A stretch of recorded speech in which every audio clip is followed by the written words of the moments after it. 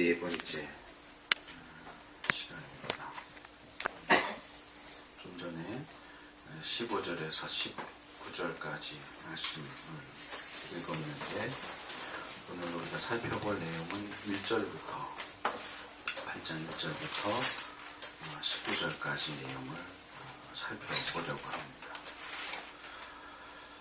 이 본문은 홍수가 일어난 이후에, 직후에 상황이 어떻게 전개되고 있고 또 어떤 과정을 거쳐서 노아가 방주에서 나오게 되었는가 하는 내용을 다루고 있습니다.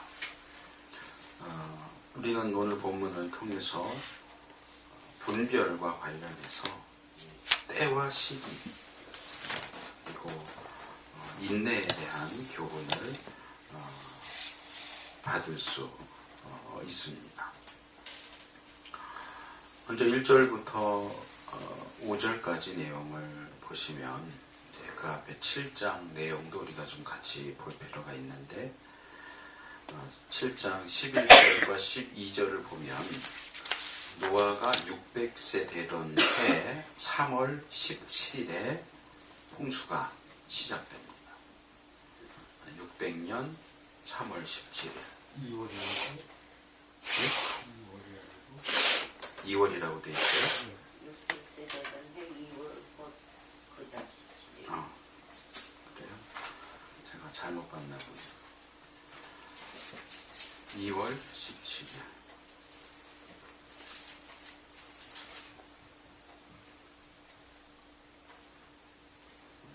네, 2월이 맞네요. 제가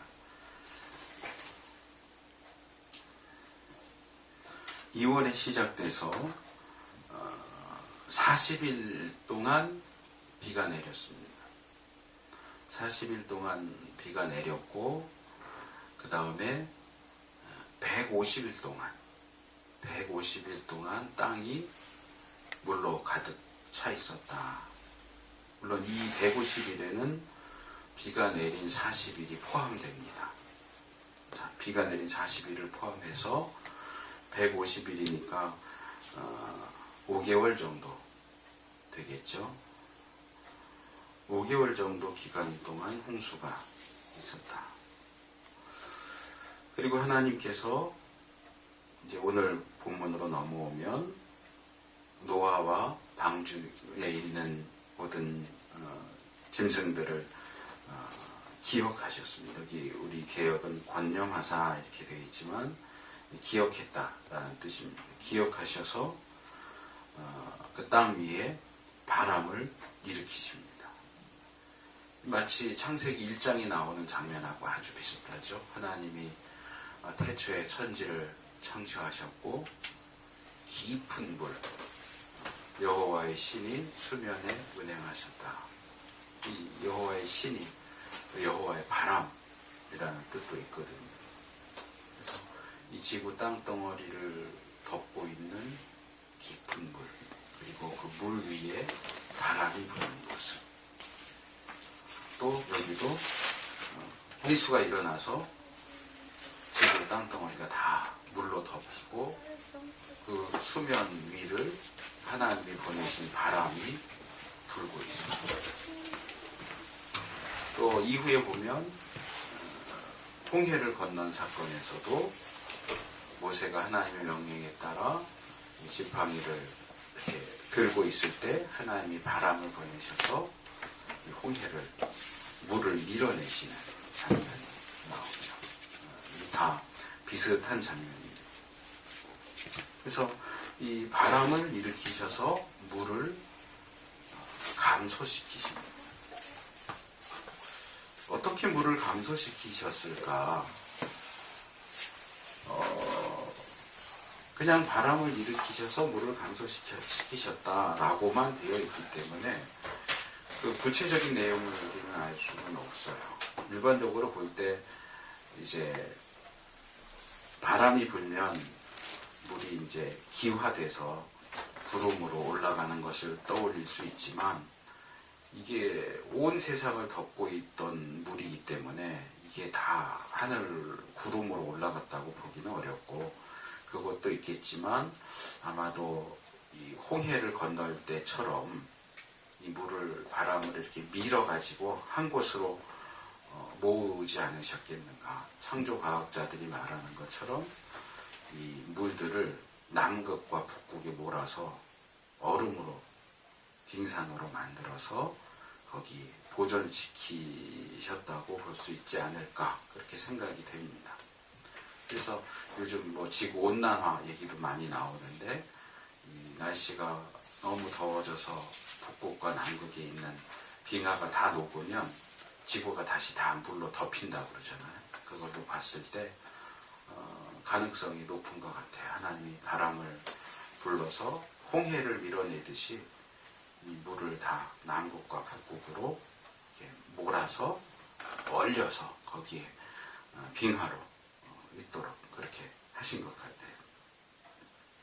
그것과 함께 홍수의 원인이 되었던 기품의 샘. 그러니까 이 노아 홍수 때 물이 땅을 가득 채우게 된 것은 하늘에서 내린 비뿐만이 아니라 이 지하수도 터져 나왔던 걸로 보이는데, 일단 지하에서 나오는 물, 기품의 샘을 막으시고, 그 다음에 하늘의 창, 비가 내려오는 하늘에서 비 내리는 것도 막으시고, 그래서 더 이상 물이 많아지지 않도록 조처를 취하십니다. 그래서 그 결과 땅을 가득 채웠던 물이 점점 물러가서 150일 후, 이 150일은 앞에서 말했던 150일과 같은 기간입니다. 그러니까 5개월, 홍수가 시작된 지 5개월 후에, 날짜를 보면 아시죠? 홍수 시작은 600년 2월 17일이고, 물 점점 물러가고, 그래서 노아의 방주가 드디어 물 위로 드러나게 된 아라랏산에 자리를 잡게 되죠. 그게 7월 17일이에요. 그러니까 딱 5개월이죠. 2월 17일, 7월 17일. 아마 지금은 뭐 에베레스트 산이 가장 높다고 하고 있지만은, 이 당시에는 아라랏산이 어쩌면 뭐 전 세계는 아니고 그쪽 지역에서 가장 높은 산이었지 않을까. 어쨌든 지구 땅덩어리를 생각할 때 멀리 있는 거야 뭐 아무리 높아도 안 보였을 거고요. 방주가 뭐 거기까지 가지 않았다면, 일단 그 근방에서는 가장 높은 산이다 보니까 물이 점점 줄었을 때 가장 먼저 나타난 산이 아라랏산이지 않았을까. 그래서 이 방주가 물결을 따라서 흘러다니다가 아라랏산에 걸린 거죠. 그래서 아라랏산에 자리를 잡게 됐고, 그런데 아직 물이 다 없어진 게 아니에요. 여전히 계속 바람은 불고 물은 점점 줄고, 그래서 약 2개월 반 정도 더 지난 10월 1일이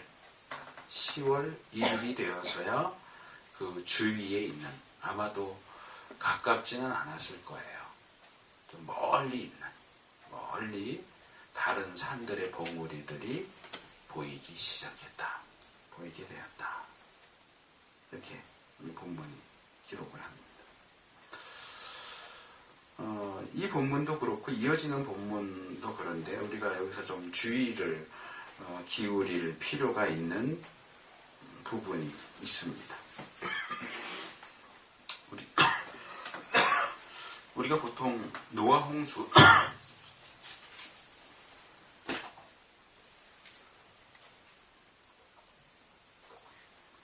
홍수라고 이야기할 때 우리가 보통 이 머릿속에 떠올리는 게 뭐냐면, 노아 홍수가 일어나기 전에 세상이 얼마나 악했는가, 그렇죠?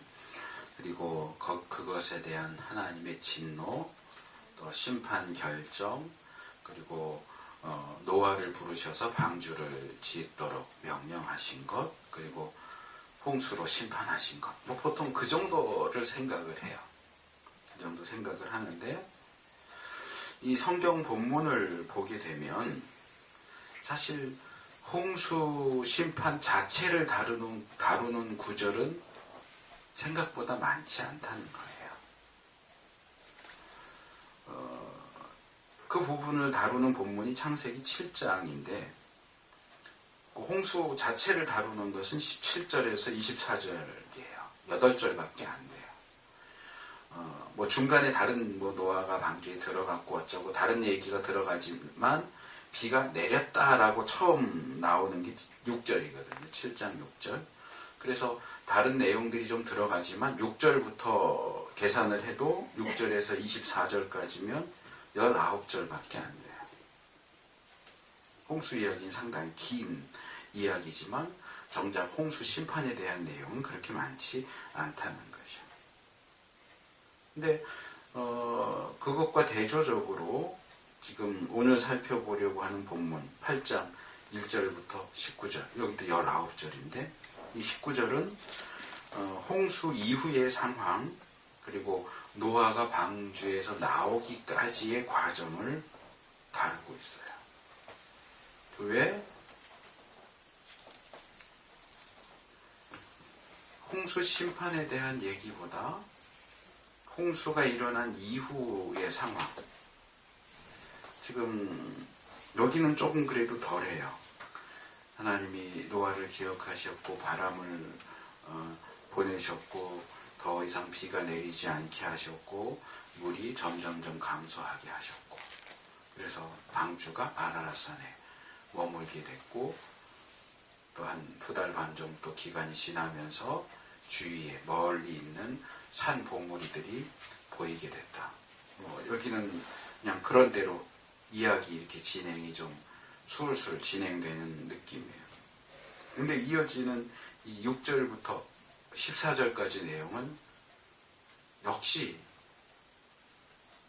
이 방주에서 노아가 어떤 새들을 날려보내는 것 그런 이야기들을 계속 이야기를 하고 있어요. 그래서 어떻게 보면 이게 뭐 이렇게 중요할까? 이거 뭐 이렇게 세세하게 뭐 까마귀 날려보내고 그 다음에 비둘기 날려보내고 또 7일 있다가 또 비둘기 날려보내고 또 7일 있다가 또 비둘기 날려보내고 뭐 이런 얘기를 뭐 이렇게 구체적으로 할 필요가 있을까 하는 생각이 들어요. 어떻게 보면 좀 이야기 진행이 너무 느려지니까 좀 답답한 느낌이 들 정도로 홍수가 일어난 이후의 상황을 굉장히 느릿느릿하게 이야기를 하고 있어요.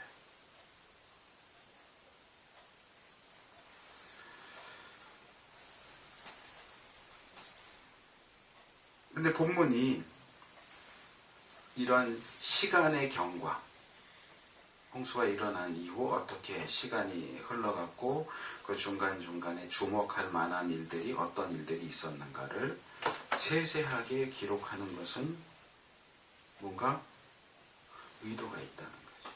괜히 기록한 게 아니라는 거죠. 사실 우리가 초점을 맞추려고 하는 게 그 부분이에요. 오늘 우리가 생각하려고 하는 게. 왜 이렇게 홍수가 일어난 이후에 뭐 며칠 동안 뭐가 어땠고 며칠 지나서 무슨 일이 있었고 며칠 지나서 무슨 일이 있었고 이런 이야기를 이렇게 세세하게 기록하고 있는 이유가 뭐겠느냐는 거죠.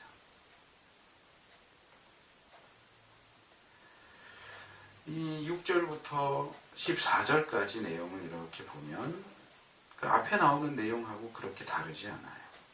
앞에서 10월 1일에 산들의 봉우리가 보였다 그랬고 그로부터 다시 40일이 지났어요. 한 달 열흘이죠.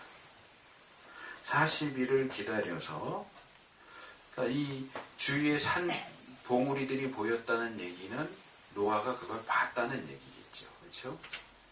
아마 그 방주에 있는 유일하게 하나 있는 창을 통해서 이렇게 둘러보니까 저기 멀리 산 봉우리 같은 모습들이 보였겠죠. 그리고서 40일을 더 기다려요. 40일을 더 기다리고 나서 노아가 방주의 창을 열고 까마귀를 내보냅니다. 왜 까마귀를 내보냈는지는 나오지 않아요. 근데 이 까마귀가 물이 땅에서 마르기까지 날아왕래했다. 이거는 조금 과장된 표현인 것 같아요. 왜냐하면 물이 완전히 마르려면 아직도 시간이 많이 걸리거든요. 한 2달 정도 더 있어야 완전히 마르는데 2달 동안 까마귀가 먹지도 않고 자지도 않고 물 위를 날아다녔다는 건 이건 말이 안 되는 얘기고, 아마 날아다니면서 거기 물 위에 둥둥 떠다니는 까마귀는 시체 썩은 것도 먹잖아요. 그러니까 내려앉아서 좀 더 짐승 고기도 뜯어 먹다가 어쨌든 방주로 돌아오지 않았다는 거예요. 방주로 돌아오지 않고 밖에서 날기도 했다가 또 떠다니는 무슨 나무나 뭐 짐승이나 또는 사람의 시체나 이런 데 앉아서 뭐 먹기도 하고 자기도 하고 어쨌든 그렇게 생활하면서 방주로 안 돌아왔다는 얘기겠죠. 까마귀가 안 돌아오니까 비둘기를 또 날려보내죠. 근데 비둘기를 날려보낸 것은 노아의 그 목적이 뭔지를 기록을 하죠. 뭐예요? 지면에 물이 감한 여부를 알고자 해서 내보냈다. 그러니까 생각을 해보니까 까마귀는 지면에 물이 감하지 않아도 지가 먹고 살 수 있어요. 꼭 방주에 안 와도 이제 할 수 있어요. 근데 비둘기는 썩은 거 이런 거 안 먹거든요. 그러니까 비둘기가 만약에 날려보냈는데 안 돌아온다 그러면 비둘기가 정착해서 살 수 있을 만큼 물이 감했구나. 어딘가 지면이 드러나고 비둘기가 둥지를 틀 만한 상황이 됐구나 하는 거고, 그렇지 않으면 아직 물이 줄기는 했지만 비둘기가 자리를 잡을 만한 곳이 없구나 하고 판단이 되겠죠. 그러니까 여기서 이 멀리 봉우리가 보였다, 산 봉우리가 보였다 그러면 그걸 뭐 가면 될 거 아니에요. 그렇죠? 이제 멀리는 제가 붙인 거고 본문에는 그냥 산들의 봉우리가 보였다 이렇게 하는데, 가까운 데 있었으면 비둘기가 갔겠죠. 근데 안 간 걸 보니까 멀리 있다는 거죠. 멀리서 보이는. 그러니까 비둘기가 여기 보면은 접촉, 그러니까 발을 디딜 곳을 못 찾은 거예요. 까마귀는 막 시체 위에도 막 이렇게 내려앉고 하는데 얘는 그러지 않다 보니까 어디 발을 디딜 데가 없으니까 주위를 이렇게 날아다니다가 도로 방주로 돌아와요.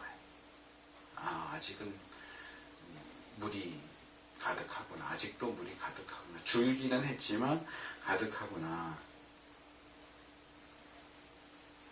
우리가 이런 본문을 읽을 때 우리가 자세히 안 읽어요. 자세히 안 읽고 그냥 그랬나 보다. 노아가 새 날려보냈구나. 그러다가 하나님이 이제 방주에서 나가라 그러니까 나왔구나. 그냥 이 정도로만 생각을 하지만 우리가 본문을 좀 자세히 읽을 필요가 있고, 그 다음에 왜 그랬을까? 왜 그랬을까 하는 질문을 던지는 것이 본문을 이해하는 데 도움이 됩니다. 방주는 이미 4개월쯤 전에 아라랏산에 자리를 잡았어요. 7월 17일이죠. 7월 17일. 그러고서 10월 1일이고 또 40일이니까 한 4개월 정도 지났다고 볼 수 있겠죠. 약 4개월 정도 전에 아라랏산에 자리를 잡았어요. 처음 자리를 잡았을 때는 주위에 온통 물밖에 없어요. 아라랏산도 자리를 잡았지 어떻게 방주가 자리를 잡았냐에 따라서 아라랏산이 안 보였을 수도 있겠죠. 그렇죠? 만약에 아라랏산을 등지고 자리를 잡았으면 창 하나 있는 거 아무리 열어봐야 산이 보이겠어요? 뒤에 있는데. 근데 2달 반 정도 3개월 정도 이렇게 지내면서 보니까 멀리 산봉우리 같은 것들이 보인단 말이에요. 그러니까 40일, 그리고서도 또 40일을 더 지냈으니까 이제는 물이 점점 줄은 거 아니에요. 그만큼 줄었으니까 산이 보이는 거 아니에요. 그러면 뭐 멀리 산 봉우리 보일 만큼 물이 줄었으면 이 방주가 자리 잡은 아라라산에서도 물이 줄었을 거 아니에요. 그러면 거의 3개월, 한 4개월 가까이 시간이 지났으니까 이제는 물이 줄어서 이미 방주는 땅에, 산에 있는 흙에 자리를 잡았으니까 어떤지 방주 문을 열고 나가서 확인하면 된단 말이에요. 어떤가? 근데 노아는 방주 문을 열고 나가질 않아요. 그게 사실은 가장 확실한 방법이잖아요. 근데 물도 점점 줄은 것 같고 벌써 제일 먼저 아라라산에 도착을 했으니까 아라라산에서도 물이 점점 이렇게 빠졌으면 열고 나가서 어떤가 직접 보면 되는데 왜 창을 열고 새를 날려보낼까요?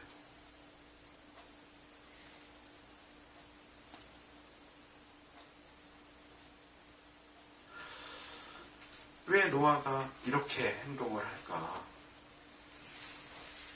더 쉽고 간편한 방법이 있는데 방주 바깥으로 나가질 않고 새 날려보내요.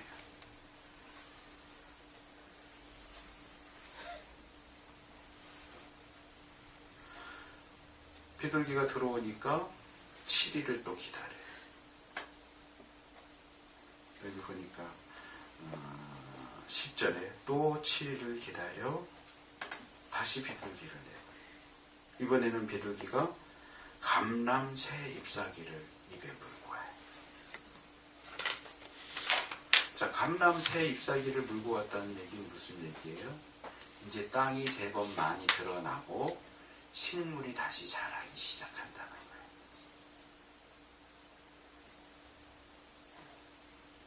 이 정도면 나갈만 하지 않아요? 근데도 그 다음에 보니까 12절에 보니까 노아는 또 7일을 기다려요. 또 7일을 기다려요. 그리고 비둘기를 또 날려보내니까 비둘기가 돌아오지 않아요. 이제 어디 자리 잡고 사는 거죠.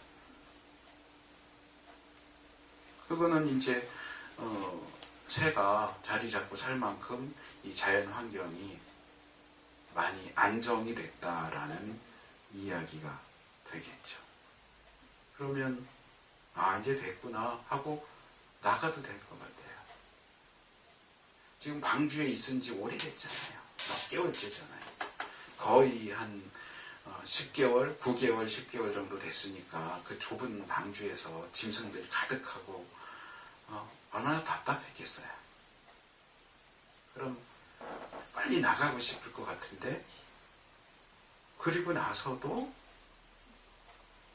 또 하나 안 나가요. 13절에 보니까 드디어 해가 바뀌어가지고 601년 1월 1일에 지면에 물이 거쳤다. 비는 더 이상 내리지 않았기 때문에 노아가 방주의 이 뚜껑에 대한 얘기는 사실 방주를 만들 때는 나오지 않았는데 아마 창하고 연결된 부분이겠죠. 뚜껑을 이렇게 제치고 이렇게 보니까 지면에 물이 거의 다 감했구나. 없어졌구나. 물이 거의 없어졌구나. 근데 아마도 이어지는 그 14절에 보니까 2월 27일이니까 거의 2달이 또 지난 거죠. 1월 1일과 2월 27일이면 2월 달은 28일이니까 지금하고 달력 계산법이 같았을지는 모르겠지만 거의 2달 지나서야 드디어 땅이 말랐다는 거 보니까 이때 물이 다 감했다고는 하지만 아마 땅은 완전히 진흙탕, 질척질척한 그런 상태였을 것 같아요. 근데 어쨌든 땅에 물이 감했는데 여전히 노아가 안 나가요.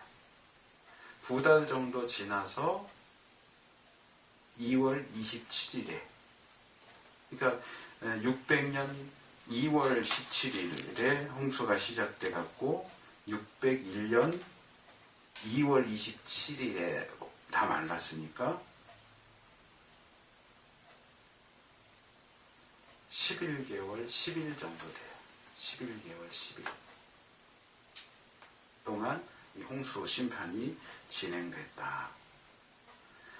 그 가운데서 다른 봉우리들이 보이기 시작할 때까지 7개월 반 정도의 시간이 지났고 방주에서 나오기까지는 4개월 정도가 더 걸린 셈이에요. 그 사이에 노아는 새들을 3번 날려보내서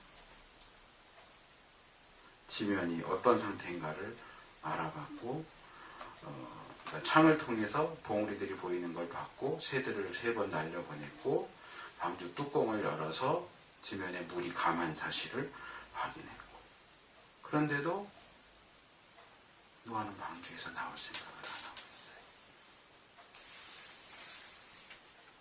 이걸 이렇게 한 절씩 한 절씩 이렇게 찬찬히 읽다 보면 막 답답해요. 아니 노아가 왜 이래? 노아가 왜 이렇게 방주에서 안 나오고 계속 확인하는 일만 자꾸 하고 방주에서 안 나와요. 그리고서 15절에 가서야 하나님께서 노아에게 나가라 말씀하시니까 그때서야 나와요. 아니 사실 이 이야기를 읽는 우리도 참 답답한데 노아 자신은 얼마나 답답했겠어요. 젊은 혈기왕성한 노아의 아들들은 또 얼마나 답답했을 것이고, 그 사이에 아마 손주도 태어난 것 같은데, 함의 아들 가나안 같은 경우 아이들은 또 얼마나 밖에 나가고 싶어 했겠어요. 좀 가족들이 좀 나가자고 이제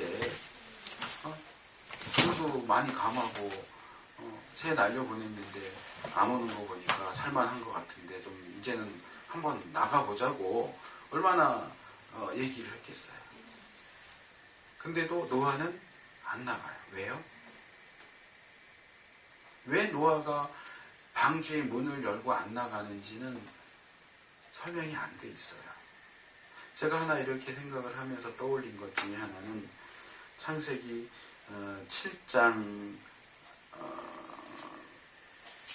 16절에 보니까 노아가 이 홍수가 시작되기 직전에 하나님께서 노아에게 방주로 들어가라, 다 데리고 들어가라 하고 나서 노아와 그 모든 그 짐승들이 다 방주에 들어간 이후에 하나님께서 직접 방주의 문을 닫으셨다 이렇게 나와요.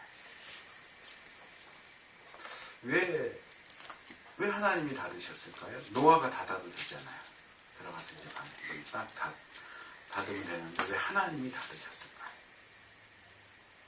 거기에도 뭔가 특별한 의미가 있지 않을까 싶어요. 제가 생각할 때는 이 소돔과 고모라 사건에서도 비슷한 내용이 나와요. 이 2명의 천사가 롯의 집에 갔을 때 소돔 가까운 곳과 먼 곳에 사는 모든 사람들이 몰려와서 오늘 너희 집에 온 나그네들을 내놔라 그러면서 막 협박을 할 때 이 천사가 거기 모인 사람들의 눈을 어둡게 하죠. 그리고 문을 닫아요. 천사가 문을 닫아요. 물론 눈이 어두워져서도 그렇겠지만 그랬더니 이 롯의 집으로 쳐들어오려고 했던 그 사람들이 문을 못 찾아요. 계속 밖에서 소동만 하고 문을 열고 들어오질 못해요. 그러니까 이 천사가 문을 닫은 것에는 뭔가 있는 거죠. 그 생각을 해보세요. 비가 오기 시작해요. 처음에는 뭐 그냥 오다 말겠지 했는데 비가 계속 와요. 그럼 사람들이 가만히 있었을까요? 피했을 거 아니에요. 지붕 꼭대기로 올라가고 그래도 안 되면 어떻게 해요? 뭐 판자떼기라도 하고 저기 높은 산이 있는 데로 왔을 거 아니에요. 그러다가 어디로 왔겠어요? 노아 방주 있는 데 왔겠죠. 뭐 오자마자 비가 오자마자 방주가 물에 뜬 건 아닐 테니까 이제 점점점 물은 차오르고 사람들은 방주 주위로 몰려들면 어땠을 것 같아요? 문 열어달라고 그랬겠죠. 우리 태워달라. 근데 한 명도 방주에 타지 못했어요. 왜요? 노아가 못돼서 문을 안 열어줘서요? 그건 아닐 거라고 봐요. 하나님이 닫으신 거예요. 왜요? 아무도 못 들어가게. 아마 뭐 별의별 수를 다 썼겠죠. 그 문 뜯어내고 들어가려고 뭐 돌 갖고 막 찢기도 했겠고, 그렇죠? 그랬는데 그 문이 안 열리는 거예요. 왜요? 하나님이 닫으셨으니까. 근데 이걸 거꾸로 얘기하면 밖에서도 못 열고 들어가면은 안에서도 못 열고 나오는 것일 수도 있어요. 하나님이 닫으셨으니까. 하나님이 그 문을 열어주시기 전에는 아마 못 나왔을 가능성도 있지 않을까. 이거는 근데 추측이에요. 저의 추측이에요. 이거는 성경에도 나오지 않고 이게 확실하다라고 말할 수는 없어요. 그냥 혼자 생각을 하는 거예요. 뭐 아닐 수도 있어요. 왜냐하면 지금 중간중간에 말씀드렸지만 창문 여는 거 열잖아요. 물론 하나님이 닫으셨다라고 안 돼 있지만 창문도 노아가 마음대로 열고 방주 뚜껑도 노아가 마음대로 제치고 이랬다면 문을 열고 나오는 것도 꼭 불가능했다라고 딱 단정지어서 말하기는 어려워요. 적어도 밖에서 뚫고 들어가는 거는 하나님이 막으셨겠지만 안에서 나오는 건 가능하지 않았을까 생각이 들어요. 그럼에도 불구하고 노아는 안 나온다는 거죠. 결국 우리가 찾아낼 수 있는 답은 하나예요. 노아가 왜 안 나왔느냐? 하나님이 나가라고 안 하셨기 때문에. 하나님이 나가라고 명령하실 때까지는 기다리고 또 기다리고, 그건 아무것도 안 하고 기다린 게 아니고 새도 날려보내고 창문 열어서 바깥에도 좀 살펴보고 방주 뚜껑도 제치고 어떻게 됐나 좀 보고 이러면서도 하나님이 나가라 하시기 전에는 안 나가. 얼마나 답답했을까요? 빨리 나가고 싶은데 홍수도 끝났고 물도 다 말랐는데 나가면 될 것 같은데 노아에게는 지금 딱 하나의 기준이 있어요. 하나님이 나가라 하셔야 나간다. 이게 분별이에요.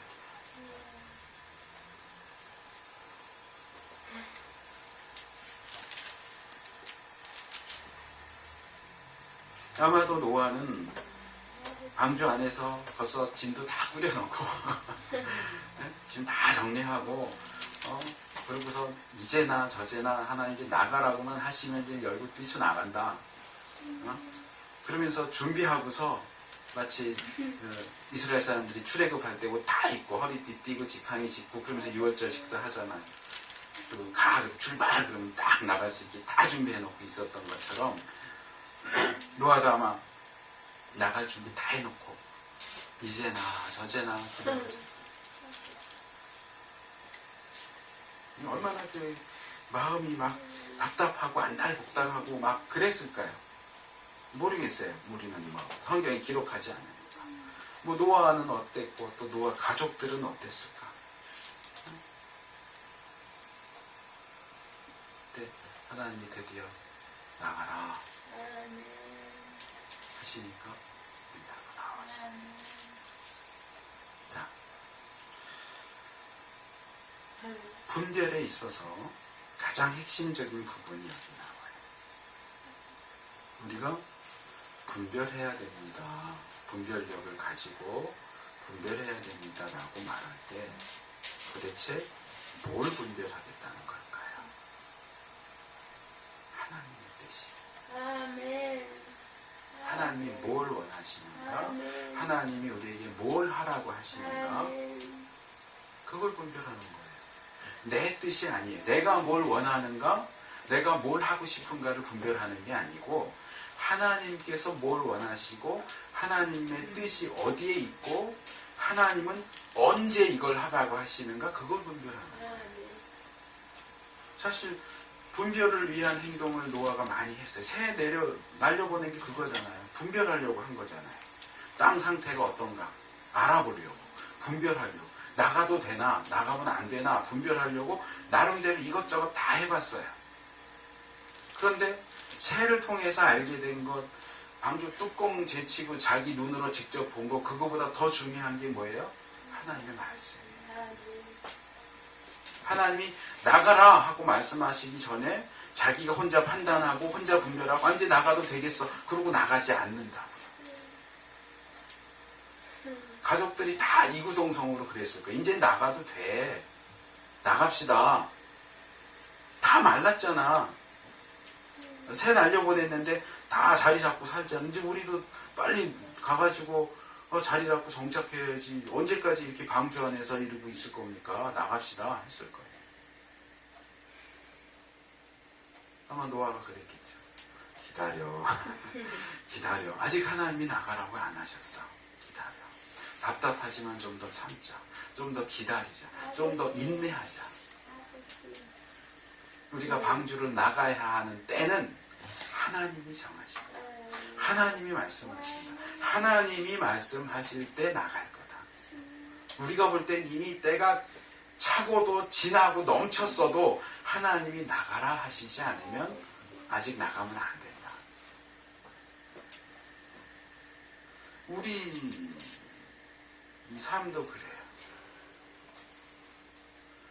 도대체 우리 삶에 대한, 우리 나 자신에 대한, 내 가정에 대한, 또 우리 교회에 대한 하나님의 뜻이 어디 있을까? 뭘까? 장로님 한동안 기도하실 때, 요즘에 기도하실 때 안 하시는 것 같아요. 우리 교회에 대한 하나님의 뜻이 어디 있습니까?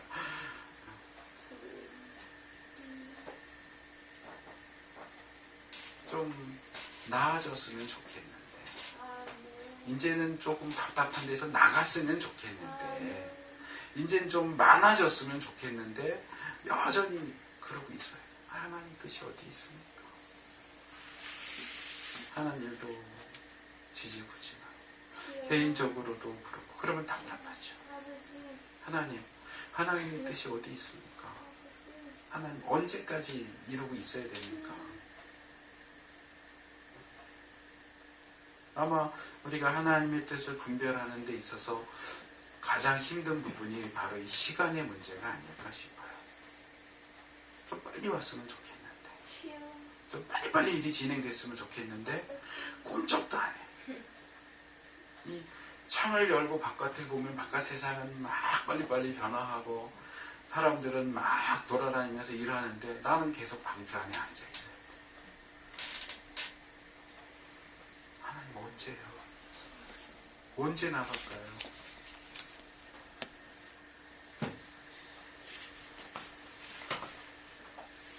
근데 그것을 정하는 것은 우리가 아니에요. 내가 아니에요. 답답하다고 뛰쳐나가면 안 돼요. 기다려야 돼요. 인내해야 돼요. 하나님이 나가라 하신 전까지는 있어야 돼요. 물론 노아와 그 가족들이 아무것도 안 하고 멍하니 앉아 있었을 거라고 생각하지는 않아요. 나갈 준비했겠죠. 그렇죠? 언젠간 나가야지. 평생 방주에서 살 거예요. 언젠간 나갈 거예요. 그러니까 짐 다 싸놓고 기다리는 거예요. 계속 하나님 명령이 떨어질 때만 기다리고 있는 거예요. 100m 달리기 할 때 출발 전에 딱 이렇게 딱 엎드려갖고 딱 준비하고 총 빵 하고 울리면 튀어나가려고 준비하고 있는 것처럼 말씀만 하시면 나가라 말씀만 하시면 나갈 겁니다 하고 모든 준비를 맞추고 긴장하고서 그 총소리를 나가라는 그 명령을 기다리고 있었기.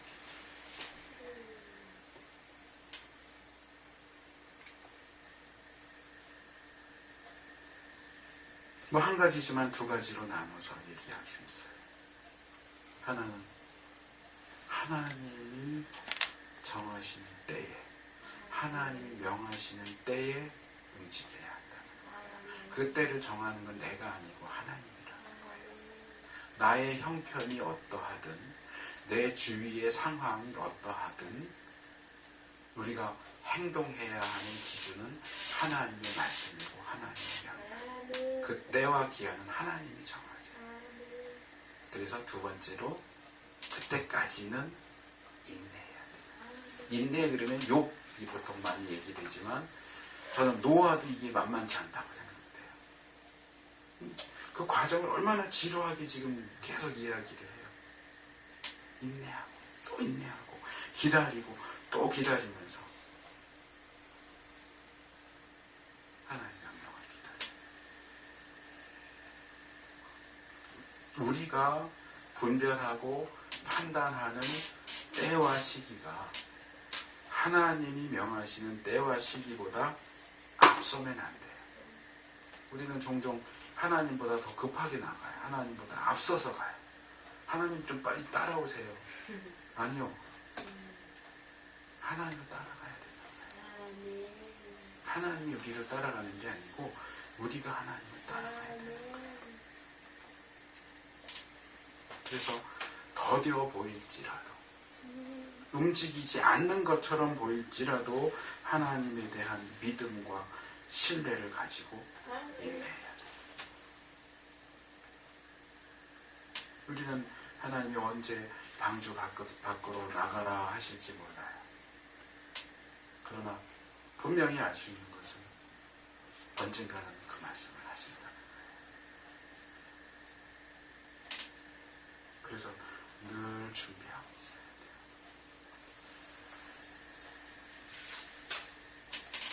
방주 바깥 세상도 노아 가족들이 나가서 살기에 적당히 준비되어야 하고 방주 안에 있는 노아의 가족들도 나가서 새로운 세상에서 새로운 시작을 할 수 있도록 준비되어야 하고 출애굽도 똑같잖아요. 애굽에서 나왔어요. 그럼 바로 가나안으로 들어가야죠. 근데 안 들어가잖아요. 광야에서 40년을 돌아다녀요. 왜요? 준비가 안 된 거예요.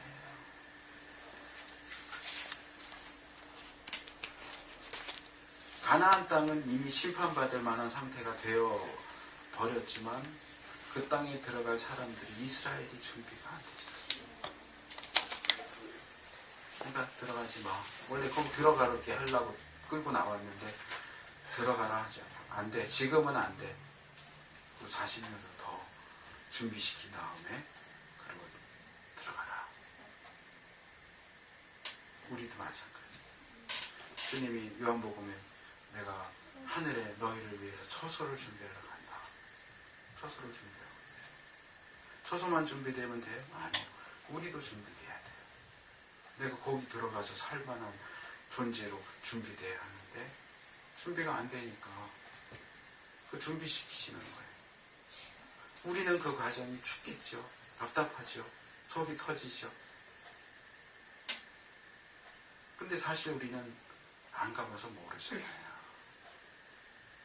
이스라엘 백성이 광야에서 기껏해야 가장 생각할 수 있는 좋은 때는 애굽이에요. 가나안 땅이 어떤지 가본 적이 없잖아요. 그러니까 힘들면 아예 그냥 애굽으로 돌아갈까 하는데 우리도 하나님 나라 가본 적이 없잖아요. 하나님이 우리를 위해서 준비하신 것이 얼마나 놀랍고 대단한지 모르잖아요. 그러니까 아휴 힘들어. 이전이 더 좋았는데 하나님 믿는다 그래서 더 힘들어. 어째 믿음대로 살겠다고 하니까 더 힘들어. 그냥 하고 싶은 대로 살고 그럴 때는 그나마 좀 재미도 보고 했는데 이제는 믿음대로 말씀대로 산다고 하니까 어째 더 힘드냐.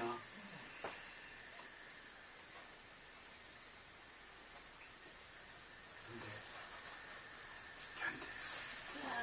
인내. 그래서 하나님이 가라 하실 때 갈 수 있도록 준비하고 그리고 기다리고 긴장하고 언제든지 뛰쳐나갈 수 있도록 깨어서 준비하는 우리 교회